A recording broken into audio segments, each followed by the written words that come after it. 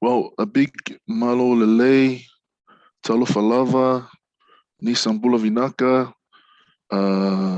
kia ora, kia orana, g'day mates, konnichiwa, to each and every one of you, my fellow colleagues and educators, and welcome to this session, this workshop with myself this morning. And it's awesome to be here together with you guys here at the Pacific Educational Conference. And so I won't dabble too much, but just want to kind of take care of a few points before we get into some of the meat of our workshop today. There's a bit of a disclaimer. The content, it's it might seem inspiring and clarifying, but it's not the be all end all solution to the problems that you may be encountering as an educator. And so it's just another tool. It's another piece of arsenal to the teaching strategies that you've already got as a teacher and as an educator. A little bit about me. My parents, they came from an island, I think it looked like this. They didn't come here by boat. I think they took the boat to the airport and then they took the airplane here to this beautiful country, Australia. And they settled here in Sydney, New South Wales. I grew up here.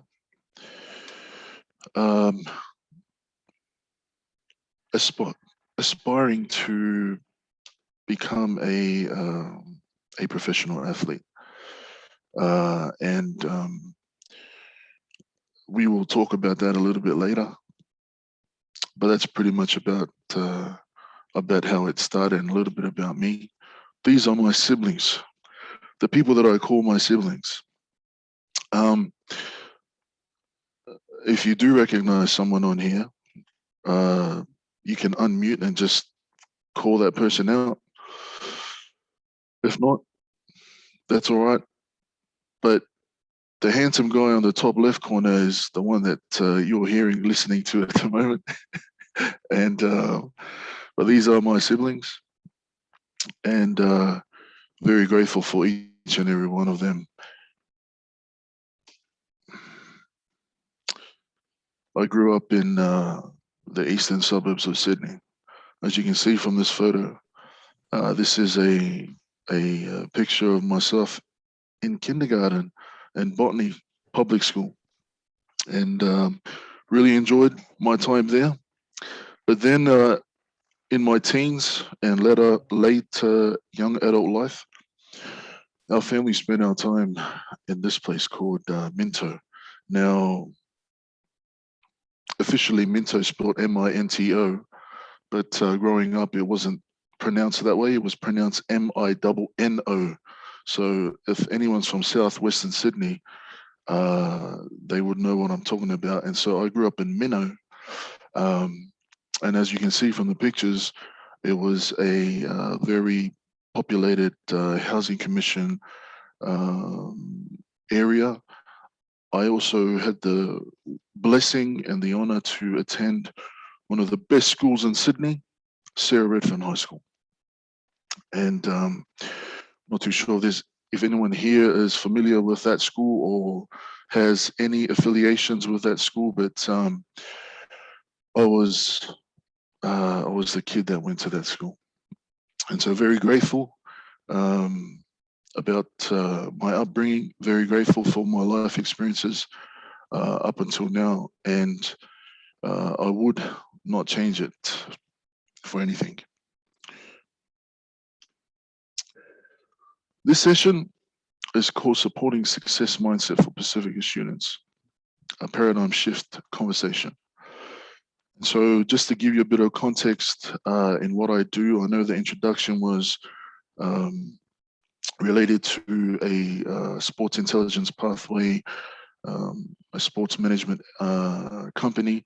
But what I do most of the time, in terms of where I work, is I work for the New South Wales Department of Education, and I've been within the department 6 years and counting.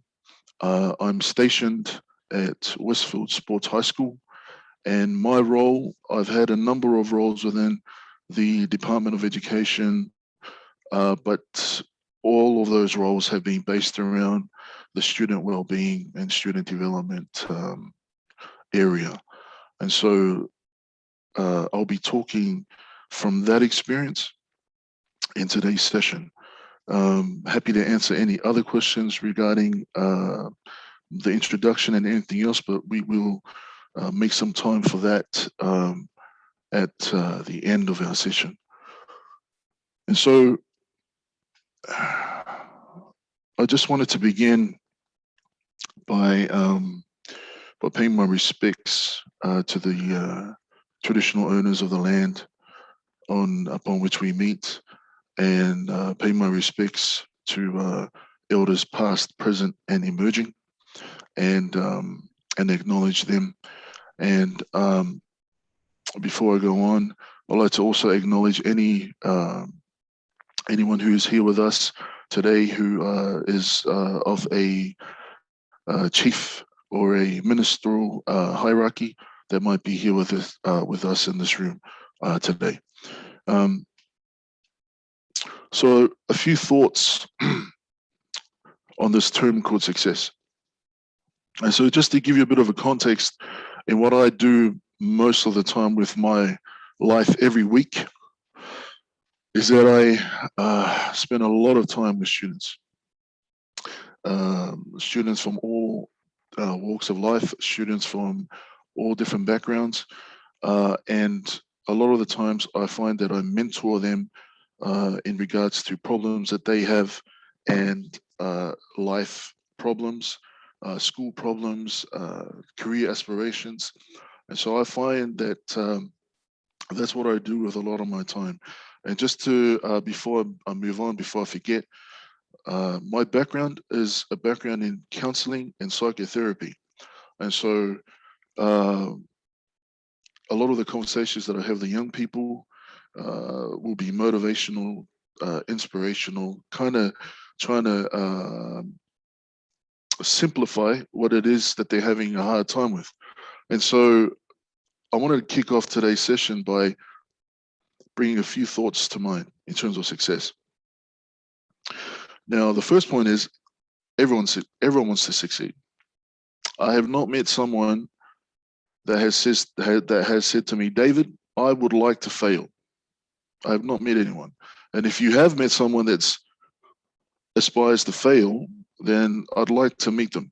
But for the most part, I've met everyone that I've met, every young person that I've spoken to, everyone wants to succeed. And it brings us to the second point. No one sets out to fail. And the third point is success looks different to different people. And so these have been my findings in the last 6 years that I've worked in the New South Wales Department of Education with our young people.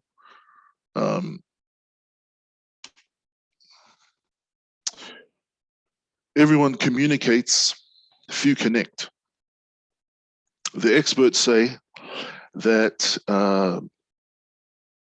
on average, we're bombarded by 35,000 messages a day. And on average, most people speak about 16,000 words a day. If you transcribed those words, they'd fill a 300-page book every week. And at the end of the year, you would find that you would have filled an entire bookcase of books. In a lifetime, you'd find that you've got a whole library of books just based on what we speak, what we talk about each and every day.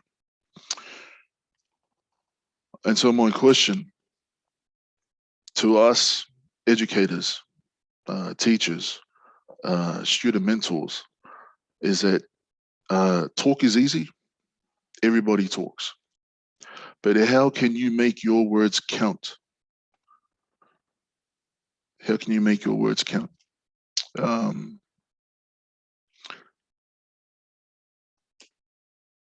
I overheard a conversation one day between a couple of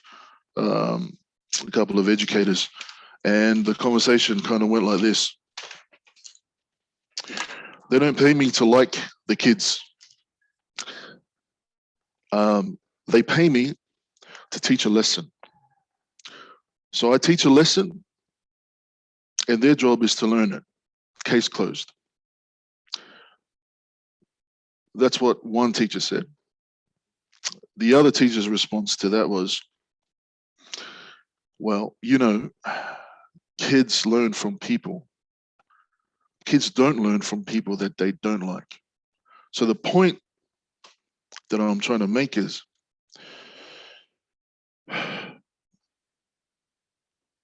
rapport is key. Rapport is key. James Comer was quoted saying, no significant learning occurs without a significant relationship. In my experience with in working within the Department of Education, as educators, it's very hard to get a message across to a kid that we don't have a rapport with. That's really hard. You can probably understand that as a parent. You know, when you're not good with your kids. I have 4 kids, 9, 7, 5, and 3. When we're not on good terms, forget about trying to tell them or get them to do anything for me. They will not do it. And so it is kind of like the same as an educator and a student. Rapport is key. If you want significant learning to occur. Bit of a reflective question. I know we don't have much time, but you know, a reflective question I just wanted to bring to our attention is, as an educator, how can you make connection or build rapport with your Pasifika students? Because that's what this conference is all about. Pasifika students, or any students for that matter. I'm happy to take a couple of answers. If you wanted to answer this question, just unmute and just fire away. But that's a question I wanted to bring to our attention. As an educator, how can you build rapport or connection with your Pasifika students?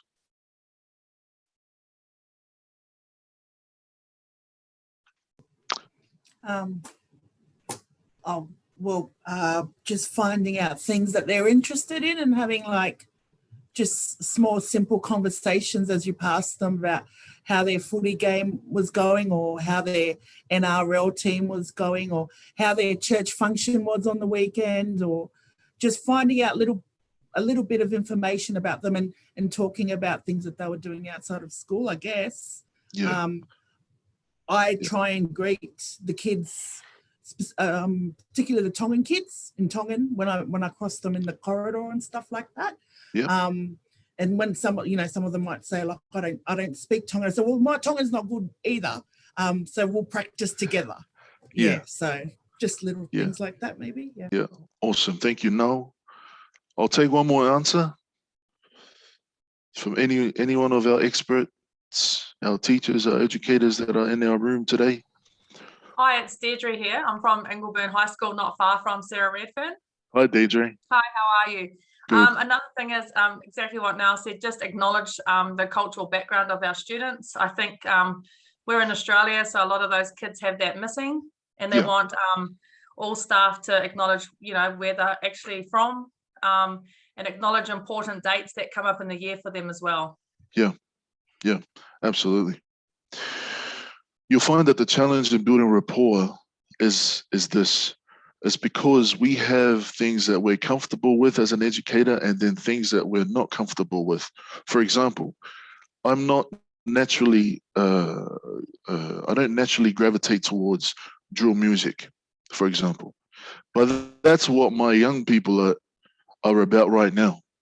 So I had, as an educator wanting to build rapport, I have to find a basis of connection. If I don't find that basis, it's going to be hard for me to send a message across that's going to help them develop their learning, start their education, move them on. Does it make sense? So that's been my experience. So you got to find that commonality between you as an educator and your student in order to build the rapport. The next point that I wanted to bring to our attention is that perspective is everything. Inspiration comes from realization. Motivation comes from understanding. Action is more likely to happen when there is application. So I could watch a motivational video and be inspired because I realize what they're talking about. Once that turns off, not long after that, usually what happens is I lose that feeling. The motivation, I don't have to watch a video or someone yelling or hyped up music to be motivated.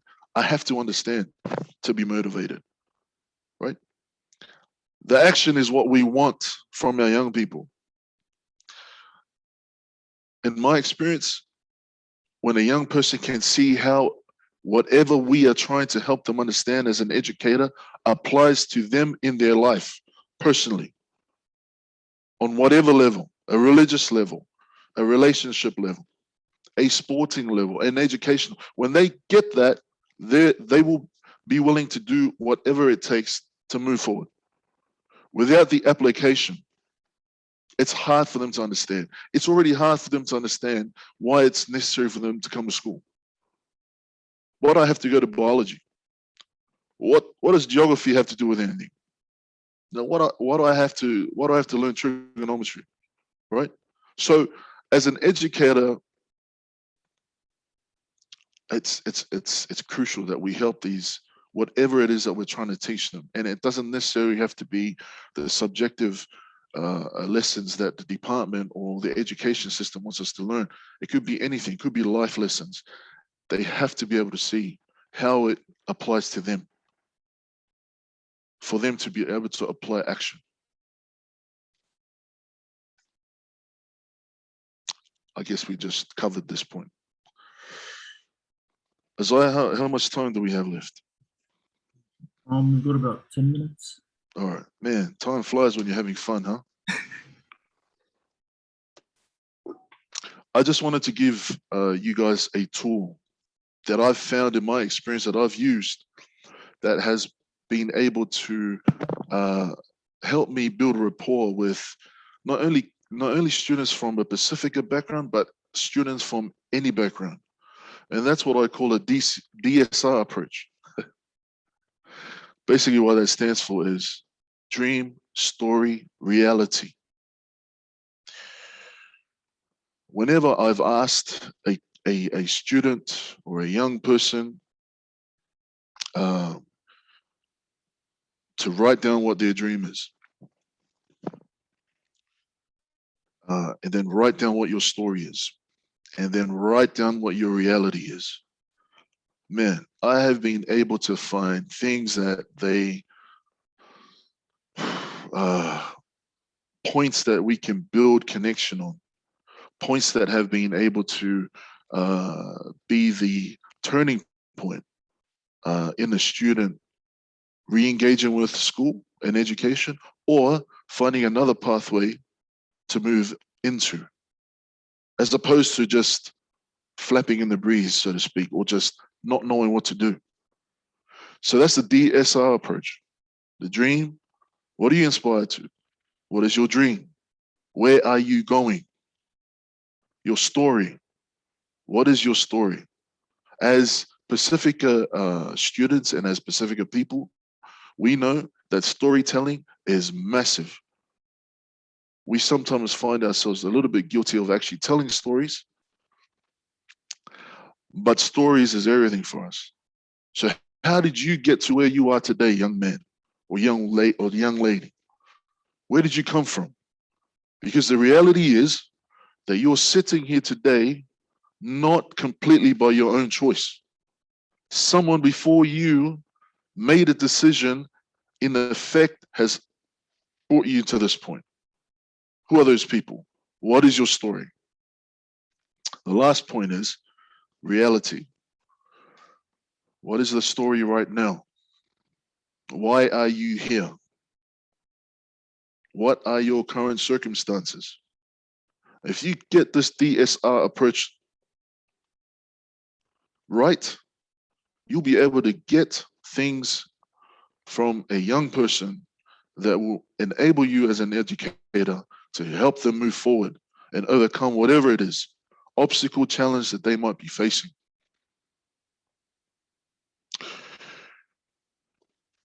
So half an hour is pretty much done. We have about a few minutes left, but I just wanted to thank you all for choosing this room to come into. I hope that it has inspired you. I hope that it has empowered you and that it has given you some inspiration. Maybe from, it wasn't something that I said, but because of something that you heard today, maybe some thoughts have come to your mind. My email's on the screen. There's a website here you can go into, but that's pretty much a little bit about me and supporting the success mindset for Pasifika students.